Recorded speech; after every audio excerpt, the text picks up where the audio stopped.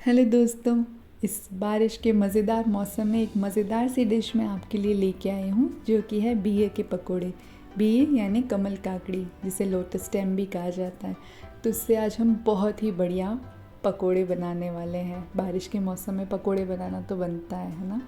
तो इस तरह से मैंने यहाँ पे 2 बिए ले लिए हैं और उसकी स्किन मैं इस तरह से उतार दूँगी सबसे पहले तो, क्योंकि इसे अच्छे से क्लीन करना बहुत ज़रूरी है।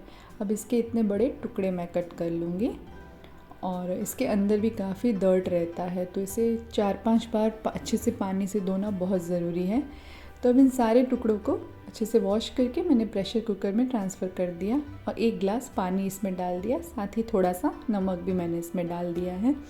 अब 4-5 हम सीटियाँ लगवा लेंगे जिससे कि भी अच्छे से सॉफ्ट हो जाए, गल जाए। और यहाँ पे मैंने लिया है लहसुन, अदरक और हरी मिर्च और इसे हम दरदरा कूट लेंगे।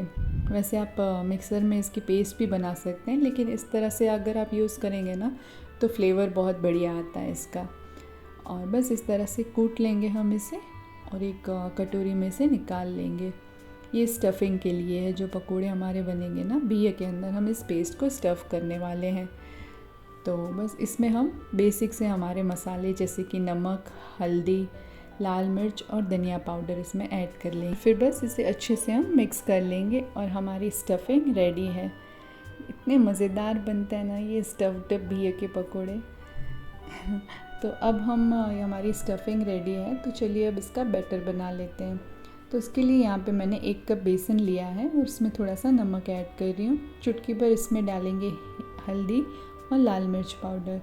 साथ ही यहाँ पे मैं थोड़ी सी हींग भी ऐड कर रही हूँ ताकि ये डाइजेस्ट करने में ना इजी रहे, काफ़ी भारी ना लगे। और 1/4 चम्मच जितना इसमें मैंने अजवाइन भी डाल दी है, वो भी बहुत बढ़िया रहती है ना ऐसी हैवी चीज़ों में अगर डाला जाए तो।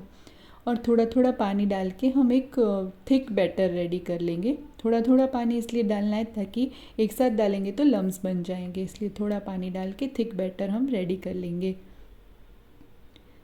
ये देखिए इस तरह से होना चाहिए हमारा बैटर, थिक सा। तो बस अब बैटर स्टफिंग दोनों रेडी है। तो अब हम क्या करेंगे, चलिए देख लेते हैं। जो बिए हमने गलने के लिए रखे थे ना, जैसे हम 4-5 सीटी लगवाई थी, वो भी अच्छे से गल चुके हैं। हाँ देखिए बिए भी एकदम अच्छे से बॉईल हो चुके हैं। तो अब हम हर एक टुकड़े में ना इस तरह से स्लिट लगाएंगे साइड से। सारे टुकड़ों में इसी तरह से हम स्लिट लगा लेंगे। और फिर जो स्टफिंग हमने रेडी करके रखी थी ना, उसे इसमें हमें अच्छे से फिल कर देना है।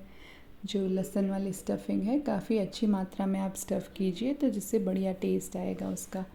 और यहाँ पे तेल गरम करने मैंने रख दिया था, तो गरम तेल की कुछ बूंदें हम इस बैटर में डाल देंगे, जिससे कि हमें पकोड़े बनाने के लिए ना सोडा का उपयोग नहीं करना पड़ेगा। तो बिए के एक एक टुकड़े को इस तरह से हम बैटर से कोट कर लेंगे अच्छे से चारों तरफ से, और गरम तेल में हम इसे फ्राई कर लेंगे। तो जब हम ये पकोड़े तेल में डालें ना, तब तेल का टेम्परेचर एकदम हाई होना चाहिए, गरम तेल होना चाहिए एकदम। उसके बाद एक बार डालने के बाद जब वो उसका शेप फॉर्म हो जाए, उसके बाद हम मीडियम फ्लेम कर देंगे। अगर मीडियम फ्लेम पे हम पकोड़े डालेंगे तो काफ़ी सारा तेल पी जाएंगे, इसलिए एक बार डालें तब हाई फ्लेम और उसके बाद मीडियम फ्लेम पर हम इसे फ्राई करेंगे ताकि ये अच्छे से अंदर से भी फ्राई हो जाए। और अब देखिए बहुत ही बढ़िया कलर के साथ मज़ेदार पकोड़े तैयार हैं। तो बस इसे हम निकाल लेंगे और गर्मा गर्म चाय के साथ या फिर चटनी के साथ इसे सर्व करेंगे। देखिए एक पकोड़ा मैं आपको कट करके दिखा रही हूँ कि अंदर से भी कितना बढ़िया लग रहा है ये, है ना। तो आप भी बनाइएगा ज़रूर और हमें बताना बिल्कुल मत भूलिएगा कि आपके पकोड़े कैसे बने थे। साथ ही चैनल को सब्सक्राइब ज़रूर कर दीजिएगा। Bye bye.